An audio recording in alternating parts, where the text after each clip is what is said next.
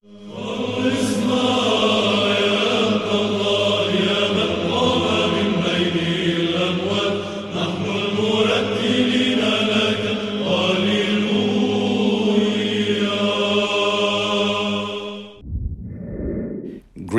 I wanted to share a quick addendum to my most recent video about Ouida in Malavialle's Dahomey.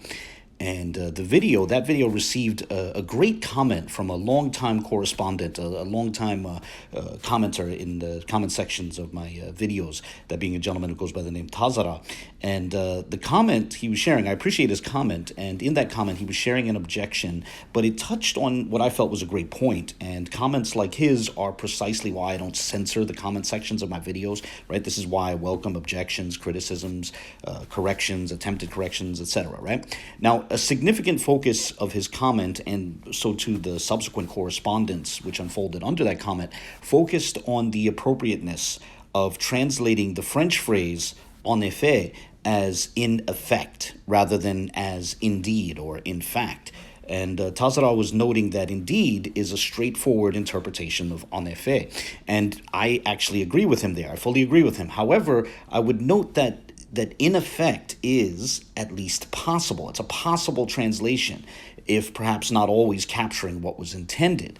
But I think the more salient question is whether this sort of construction can be used in an analogical sense. And permit me to share an example of what I mean, right? So on your screen is some text from Noëlle-Marie Egretier's French translation of Cardinal Reginald Pole's Defense of the Unity of the Church.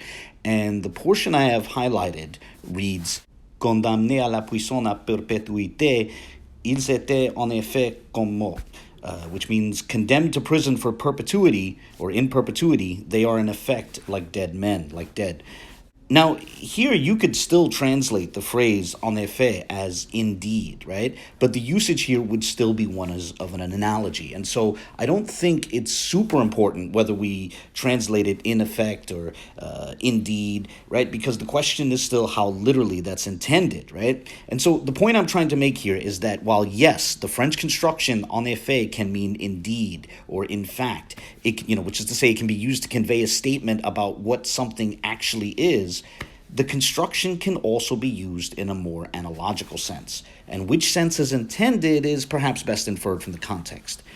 And with that in mind, I'd like to take another look at the text in Malavialle's Dahomey to see what insights we might draw from the surrounding context, from the immediate context. And I want to point out some features that appear in the same sentence as that French construction, right? So first, there is, as I mentioned in my previous video, there's this curious use of guillemets, those angle brackets which work like quotation marks. The guillemets are put around the word Judaic, right?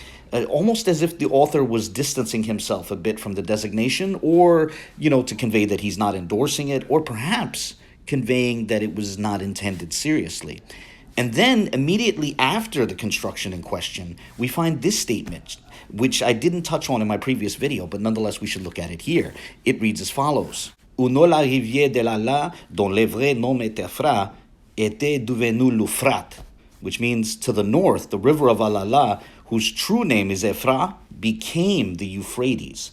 Now, think about that last part. I would propose that this reference to a river becoming, devenu, this river that became the Euphrates, I think that has potential relevance to interpreting the portion which precedes it. For example, ask yourself this: in what sense did that river in Africa become the Euphrates, right? And if the author didn't think that it was actually the Euphrates, that would seem to potentially set the tone for the rest of the sentence, making a case for an analogical or non-literal reading. Now, note that all these elements that we've looked at are in the same single sentence, right?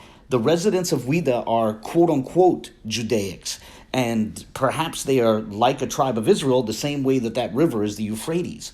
At this point, it doesn't strike me as implausible that the writer intended this in a non-literal or analogical sense.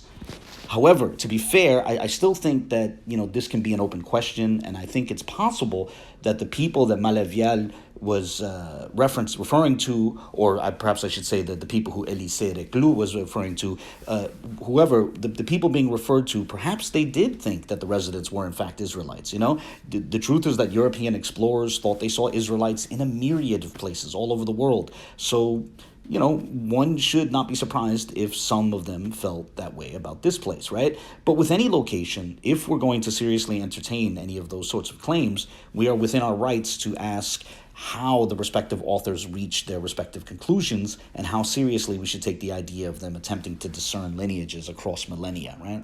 But whatever the case, in this video, I just wanted to show why an analogical or non-literal interpretation of the Ouida reference in Malavialle or in Reclus does not strike me as absurd, right? It doesn't seem absurd to me to interpret it analogically or non-literally, right? Or to assume that that's how the author intended that, right? Or to entertain that possibility. At the very least, it's possible, and I would say it's even plausible. But on that note, I'll close this short video here. As always, I welcome any comments, questions, or criticisms, right? I don't censor anyone here, so feel free to share your thoughts, whether positive or negative. And God bless.